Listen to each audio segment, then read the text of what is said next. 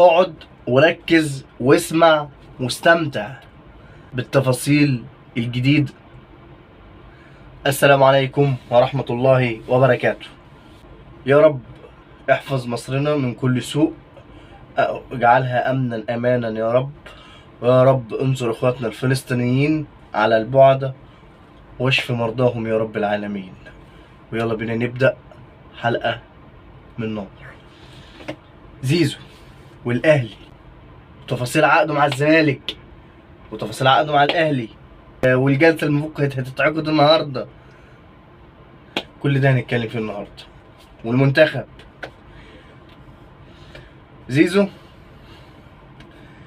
معلومة مؤكدة انه مضى من النادي الاهلي من فترة، وقع على نسختين، واحدة له وواحدة مع النادي. خد مقدم، خد عقد سنة كاملة له. أول سنة خده، والده خد العمولة بتاعته، بتاع حوالي 26 مليون. زيزو ووالده خدوا عربيتين رانج روفر، طب النادي الأهلي ما اعلنش ليه؟ إن لسه الباب مفتوح عند نادي الزمالك. طيب العقد المقدم من نادي الزمالك لزيزو كام؟ 80 مليون جنيه. زيزو هيمضي كام موسم للنادي الأهلي؟ هيمضي على 4 مواسم، كل موسم ب75 مليون. هياخد منهم 30 مليون يكتبوا في العقد فئة أولى بالجنيه المصري طبعا، وال45 مليون الباقيين شركة إعلانات، شركة تسويق، رجل أعمال مهم هيدفع جزء كبير من 45 مليون. طيب تيجي بقى الناحية التانية من ناحية الزمالك وافق على كل شروط زيزو. إن والده يحضر الجلسة، تمام. إن زيزو هياخد 80 مليون. إن زيزو هيمضي عقد ب3 سنين، سنة في الموسم اللي خلص وهياخد فلوس وياخد المستحقات المتأخرة، والسنتين جداد. والد زيزو هياخد مستحقاته. دي العقبة اللي لسه نادي الزمالك لسه ما حلهاش، لسه بيتكلموا في حاجة زي كده. طيب مين الأطراف الموجودة في الجلسة؟ الأستاذ عمرو الجنايني، الكابتن أحمد حسام ميدو، الكابتن حازم إمام، الكابتن حسين لبيب رئيس النادي. طيب في جلسة كان فيه النهاردة، اتعقدت ما انعقدتش. كابتن أحمد زيزو قافل تليفونه وبيتهرب منهم. طيب وصل لحد فين؟ وصل لحد ان 90% او 95% في النادي الاهلي و5% في نادي الزمالك. طيب في امل لجمهور نادي الزمالك ان زيزو ممكن ان نادي الزمالك هيرفع العرض شويه ويرجع زيزو بعد ما مضى وبعد ما خد فلوس وبعد ما خد عربيات من النادي الاهلي، ويرجع تاني زي شيكابالا وزي الاباني وزي غيره؟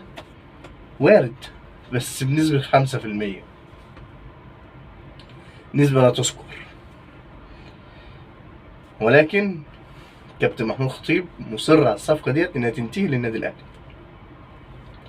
وانتهت خلاص. عشان نقفل القصة دي خالص منتكلمش فيها. عجبني قوي دماغ والد الكابتن احمد سيد زيزو، استاذ مصطفى، ان قاعد يلعب على نقطة جميلة جدا. ان كل لاعب مثلا بيجدد 4 سنين 5 سنين، وعبال ما يفكر انه يجدد يكون عدى فترة ومستواه نزل، مستواه طلع، حصل هنا، مشي من هنا بتاع.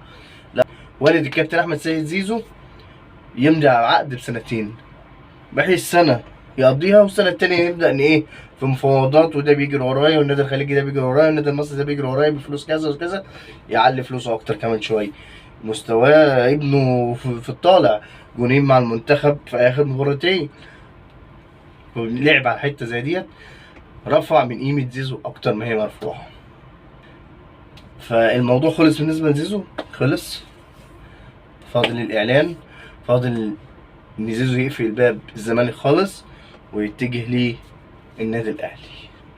يعني انت عندك رجل اعمال الاستاذ عمرو الجنايني طالع في بوست بيقول لك اللي عنده واللي معاه شيك او اللي معاه عقد او اللي معاه وثيقه مؤكده ان زيزو مضى في النادي الاهلي طلعها، ولكن من مصادر الموثوق فيها اللي انا كلمت ناس معينه تمام مأكدين، غير الصحفيين اللي موثوق فيهم التانيين اللي بيتكلموا مع السوشيال ميديا برضه مؤكدين.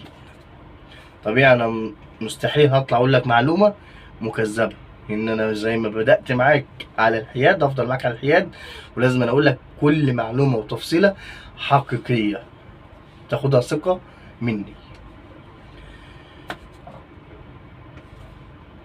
زي برضو الاعلامي استاذ عمرو اديب يقول لك زعلني قوي من الكلمه بتاعته، النادي الاهلي بيجيب فلوسه منين؟ عاوز اقول لك الحاجه اللي انت مش واخد بالك منها، اللي اثبتت ان انت مستواك ومعرفتك في الكوره فوق الصفر بحاجات بسيطه. انا مش خبره ولا نبغى برضه، بس يعني مني دايس في الموضوع، عندي معلومات اكتر منه، او هو مش عاوز يعترف بالفلوس دي بتيجي ازاي. هقول لك انا مثلا نبذه، النادي الاهلي كل سنه في كاس العالم للانديه شوف بيخش له كام مليون في السنه دي من البطوله ديت. النادي الاهلي كل سنه بياخد دوري ابطال افريقيا شوف بيخش له كام مليون من البطوله دي. النادي الاهلي كل سنه في السوبر الافريقي. النادي الاهلي كل سنه دوري. النادي الاهلي اعلانات، رعايه، حقوق بس، بيع تيشيرتات، بيع لعيبه من حمدي فتحي او الي دانج او احمد عبد القادر او بيرستاو، كل دي فلوس، او محمد عبد المنعم، فكل دي فلوس داخله غير فلوس العضويات. عرفت النادي الاهلي بيجيب فلوسه منين؟ في اكيد تاني مصادر تانية احنا ما نعرفش حاجه عنها. ما سالتش السؤال ده للبيراميدز، لا بياخد بطولات اخره حتى بياخد التاني بتاع الدوري، يعني مفيش فلوس بتخش له، يعني هو بيصرف من دم الحي، بيصرف من جيبه. من اين لك هذا يا بيراميدز؟ ما سالتش السؤال ده للبيراميدز ليه؟ بالنسبه للمنتخب بقى، كابتن حسام بيعتذر عن الاجنده الدوليه بتاعت شهر 6 اللي هي من 1/6 ليوم 10/6. ليه؟ لان اللعيبه بتاعت النادي الاهلي، وطبعا اكيد هيبقى في منهم زيزو، هيبقى في كاس العالم للانديه، فهو عاوز يعتذر بشياكه عشان ما يروحش يلعب بشويه لعيبه المستوى بتاعهم الكواليتي بتاعهم قليل، يخسر، تتحسب عليه مباراه خساره، تتحسب عليه مش عارف ايه، ويقول لك منتخب مصر بيلعب. مش هقول لك مين اللي كان بيلعب في منتخب مصر. فهو عاوز يعتذر، ولكن الاتحاد رافض رفض تام ان الاجنده دي تتلغي، وكمان اتفق مع المنتخب الكاميرون ان احنا هنلعبوا مباراه وديه في الاجنده ديت. وكابتن حسام رافض، انا ما عنديش لعيبه، لان انت هيبقى عندك تريزيجيه في الاهلي، زيزو في الاهلي، امام عاشور في الاهلي، عمر كمال في الاهلي، الشناوي، شوبير، قوام فريق كامل من الاهلي في بيروح المنتخب. ان اللي شايل المنتخب دلوقتي لعيبه النادي الاهلي. هل النادي الاهلي هيتعاقب ان ما بعتش اللعيبه بتاعته المنتخب؟ لا مش هيتعاقب، لان ده قرار نازل من الفيفا بتقول للانديه اللي هي مشاركه في كاس العالم للانديه ما تديش لعيبتك للمنتخبات بتاعكم. ده قرار من الفيفا. في سؤال يقول لك مثلا طب ليه كابتن حسام ما ياخدش لعيبه جديده، يكتشف لعيبه جديده، يخش بيهم مباراه وديه سهله، يجربهم ويكتشف ناس جديده عبال ما اللعيبه الاساسيه بتاعته ترجع له. هو كابتن حسام مش عاوز كده، هو عاوز يلغي الايه الاجنده كلها، مش ضامن. طيب هل الزمالك هيرد؟ هيرد. لو زيزو خلص للنادي الاهلي الزمالك هيرد بقوه. الزمالك دلوقتي بيحضر انه يشتري 3 لعيبه من النادي الاهلي، 3 من العيار التقيل، في منهم مشوا وسابوا النادي الاهلي فعلا، وفي منهم اللي لسه موجود وبيلعب يعني لصالح النادي الاهلي. بالنسبه للي مشيهم، بيرستاو وانطلب من النادي القطري انه يقلل الفلوس اللي هو طالبها في بيرستاو. محمد شريف انه خلاص هيبقى فري في نهايه الموسم من النادي الخليجي السعودي. وداخل النادي الاهلي اكرم توفيق بعد ما كل حاجه قفلت مع النادي القطري، داخلين في مفاوضات جاده مع اكرم توفيق. ده رد نادي الزمالك. هل الثلاثه هيدوا تاثير قوي للفرقه؟ فرقه نادي الزمالك هيأثروا، هيعملوا فارق. ده لعيبه سوبر، دول لعيبه ما يحلموش يجيبوا ربعهم، ولو حتى لاعب واحد او اتنين هيعمل فرق مع نادي الزمالك. فهو كده شايفين ان هم كده بيشفوا غليلهم، اللي النار اللي قايده جواهم هتنطفي حتى لو جابوا لاعب منهم. ما يعرفوش ان الاهلي لو اللاعب ما بقاش على النادي ما بيبقاش عليه. زي رمضان، زي عبد الله السعيد. عبد الله السعيد بعد ما خد ال 40 مليون ومضى وعمل كل حاجه مع نادي الزمالك والدنيا عرفت والدنيا قامت وما عادتش، ورجع للنادي الاهلي يعتذر، النادي الاهلي لا خلاص كل سنه وانت طيب يلا. رمضان ساعه ورد علينا يلا. عمر كمال نفسه مضى ويتصور بتيشيرت نادي الزمالك، ولما القيد وقف من نادي الزمالك النادي الاهلي جابه. نادي الزمالك دلوقتي بقى عنده فوبيا من اي لاعب عقده بيخلص ومش عارف يجدده، خايف لا يروح النادي الاهلي.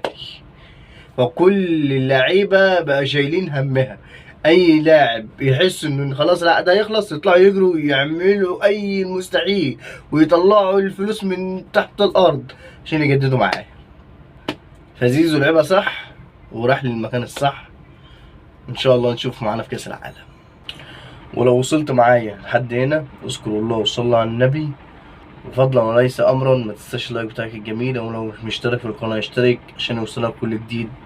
والسلام عليكم ورحمه الله وبركاته.